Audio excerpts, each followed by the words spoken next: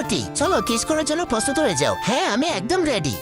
কিরে, কেমন লাগলো আমার ফাইন ভিডিও? কিন্তু আমি তো ওকে ভালোবাসি, তখনই আমি এসব দেখে ফেলি। জানি না কেন জানি আমার হাত থেকে গোবরের গন্ধ লাগছে। শুধু গোবর না, গোবরের গন্ধের মধ্যে পাদের গন্ধের মিশ্রণ আছে। এই শালাদেরকে তো আজকে শিক্ষা দিতে হবে। শয়তান, এই নে লাত্তি খা। এত বড় সাহস কি করে হলো তোমাদের? এই বোকা মেয়েটাকে এইভাবে অপমান করা। এরপর মোটিকে নিয়ে আমি সেখান থেকে চলে যাই। এই গিফটটা কে যেন তোমার জন্য পাঠিয়েছে। গিফটের মধ্যে একটা কাগজে লেখা ছিল, আজকে আমি যা কিছু করেছি সেজন্য তোমার কাছে ক্ষমা চাচ্ছি। তুমি যদি আমাকে ভালোবাসো তাহলে জামাটা পরে কালকে দেখা করো। ভুলেও যেও না সেখানে। আরিয়ান যেন আমাকে ডেকেছে, আমি তো অবশ্যই যাবো। জান, তুমি আমাকে অনেক ভালোবাসো তাই না? দেখো আমি চলে এসেছি। এই মোটিকে এইভাবে সাজুগুজু করে একদম পেতনির মতো লাগছে। দেখো আমার এইরকম মেয়ে পছন্দ, তোমার মতো হাতি মেয়ে না। তারপর সে পালাতে গিয়ে মাটিতে পড়ে যায়, জামাটাও ছিঁড়ে যায়। তারপর আমি তাকে বাঁচাতে সেখানে চলে আসি। তোমাকে প্রতিদিন অনেক পরিশ্রম করতে হবে। এরপর থেকে সে প্রত্যেকদিন এক্সারসাইজ করতে থাকে। তারপর সে একদিন মোটি থেকে চিকনি চামেলি হয়ে যায়। আরে ভাই দেখ, মেয়েটা কতটা সুন্দর তাই না? আরে ডার্লিং, কি অবস্থা তোমার? নামটা তো বলো। সাবস্ক্রাইব করো দ্বিতীয় পর্ব দেখার জন্য,